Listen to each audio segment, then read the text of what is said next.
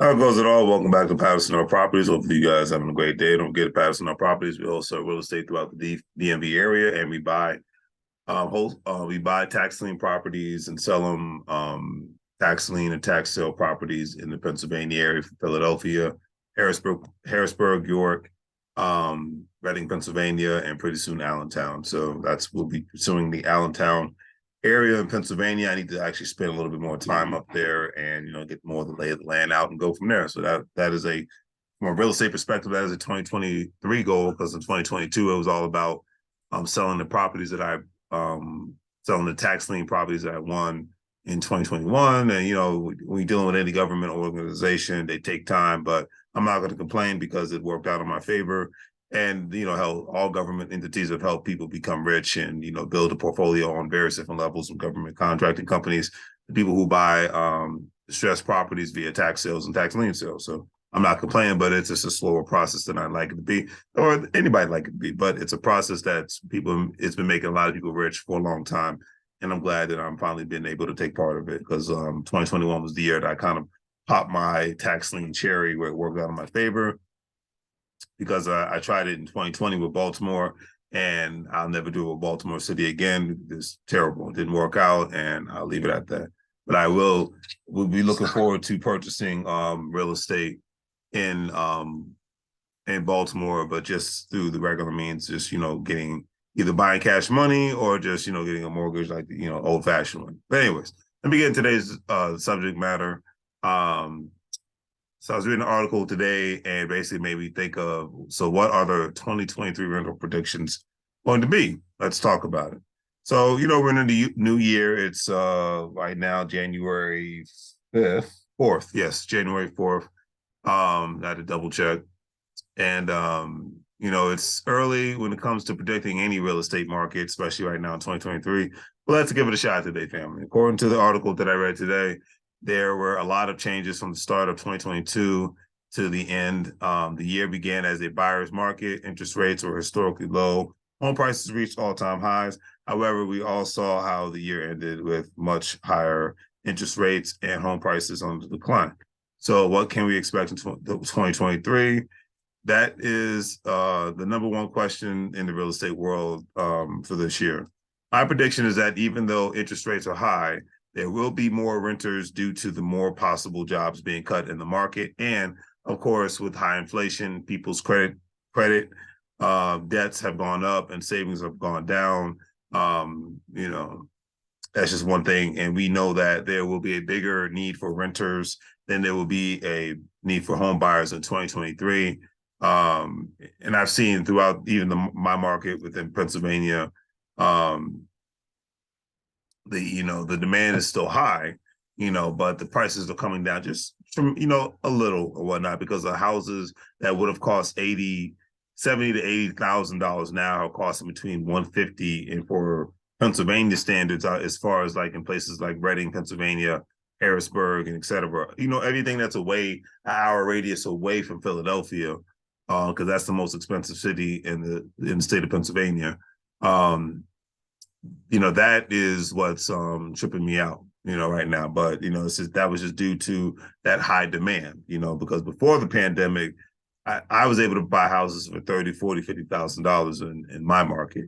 But now the demand of renters are high, it's even higher, and the demand for real estate is higher all over the country. So that's just something to take into consideration. You know what I mean? But anyways, I digress. So the article stated that we're definitely going to see a bump going into the new year when it comes to interest rates. Devon Hicks, a highly decorated real estate agent in the Indianapolis, Indiana area, stated that, and I quote, excuse me a second, my dog wants to put him under the blanket 5 times and he'll get out 5 times. But anyways, stated, and I quote, I think we'll see them go up a little bit more in early 2023, but I hope and I think that they might kind of start coming down late in 2023, maybe a little bit off in 2024, hopefully. Mr. Hicks' thoughts on the interest rates in 2023 seem to be the most common outlook on what we can all expect. The predictions is also consistent with the curve. We've seen rates increasing dramatically for a few months before becoming steady, making it making it likely that the rates could continue to increase before they see them start to actually come down. And I definitely hope that this is the case, Stanley, but we shall see what actually happens in the actual future of this year, because it's still early at the end of the day. The article also stated that in January 2022, a 3-bedroom, 2-bathroom in Franklin Township, because they're speaking about the state of Indiana, would have been listed around $200,000 with a 4.2% interest rate, and without adding in other costs such as taxes. A typical mortgage payment would have been around $957 a month, which is not bad. Any mortgage payment that's under any mortgage payment that's under $1,300 in America right now is a beautiful thing. Trust me. At the end of 2022, that same house would have been around $180,000 with a 7.2% rate. And again, without adding in additional costs, a mortgage payment would have been around $1,200. Now, like I said, my opinion, that's not bad, but you can see that there was an increase in the price, one, and then two, the standards. See, I live in the DMV area. So the standards of cost of living in Indiana and Northern Virginia, Maryland, DC, everything that surrounds the DC metro area for the most part, or anything else that's even within a 40-minute radius of the DC metro area, that is a godsend of a mortgage right there, anything below $1,300. So with that being said, that is a significant increase. And this is why I did not refinance any of my properties last year, because I saw the interest rates increase. And it was funny because I remember having more and more lenders specifically contact me because they wanted to, obviously they're like, hey, you lock this thing in on a great interest rate. Now, the interest rate is higher, but we can get your mortgage lower. And I'm just like, I'm good. That's a sucker's deal, because I already know how that can go in certain situations, especially you had that nonsense where your actual account when it comes will end up being short in regards to your mortgage payment, and it could be short in regards to the actual taxes that's involved in your monthly payment, and the next thing you know, your mortgage is going up. So I'm like, I'm good. I'm really good. Escrow account, that's of course. My mind goes blank when I'm recording, but your mortgage escrow account is short, so therefore your mortgage is going to have to go up to X amount of dollars. But if you make a specific payment and then you make the payment, and then your mortgage will still end up going up in certain instances, so you have to call the company. It could be a debacle, but it's just it's just something that one has to deal with. But anyways, the increase in payments alone can disrupt your total cash flow by taking a majority of all your monthly profit. The article stated, well, more than likely continue to see this issue throughout 2023. And if we unfortunately see more and more rental property owners see more of a cut into their rental monthly or yearly income, then more rental property owners will more than likely start to liquidate their properties, aka liquidate their assets, and possibly more and more previous rental properties will go on the market, which could possibly contribute to the national housing crisis shortage, because the article ended up and when I say it contribute to the national housing crisis shortage, because that means that there's less people that are qualified to buy a home, and there's more and more houses on the market, and I could possibly see local governments or the federal government implementing specific programs to help the unqualified home buyers become home buyers. So therefore, these local governments who regardless of what state you live in, whether it's Texas, Florida, Virginia, California, local governments depend on people owning homes so that they can make profits off of those homes and those lands.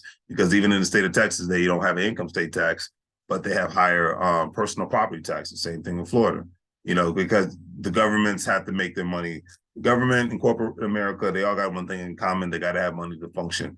It's like we have to have money to live. So we all have that in common. So I'm not being anti anything. It's just the way it is. You got to follow the money first, then everything else later.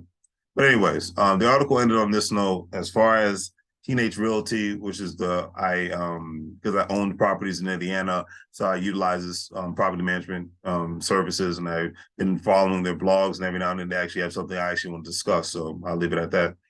But they said, and I quote, "We believe rates will continue to increase going into at least the beginning of 2023, and prices will continue to decrease slowly. Depending on the economic development, we could see the predictions that we had at the beginning of the year change as we reach the end of 2023. For instance, rates have meaning interest rates have the possibility of going down. However, they don't expect them to be any lower than 6 or 7%, and home prices will begin to remain more consistent. With the stable rental market, they expect rents to continue to rise throughout 2023, especially if more renters enter the market from the monthly costs of homes bigger, higher. Investors will continue to see opportunities going into the new year, and I'm hoping to see that as well. So, a lot of times they say, don't count all your chickens because you just never know when they may come home to roost. And at the end of the day, I foresee maybe possibly in the next couple of months that more prices will go down. I don't see a 2007 or 2008 housing crisis, or 2007, 2008 home prices or whatnot, depending on the area that you're in. But I do see that you're going to have people who are tired of owning specific properties. They're like, okay, we get at the heyday of having outrageous prices on home in 2021, the beginning of 2022, it's kind of over with, or it's slowed down. I just want to get rid of this property. This is how much I can afford to cut down. Because a lot of times in these listings all over the country, you'll see price cuts, small but not big, but significant price cuts, just so that they can, leave whole, and not leave, sell their property without making anything. So it is what it is. So now, do the great three things: like, share, and subscribe. Have a great day. As always say, make money moves, or you're gonna live like a fool. Take care.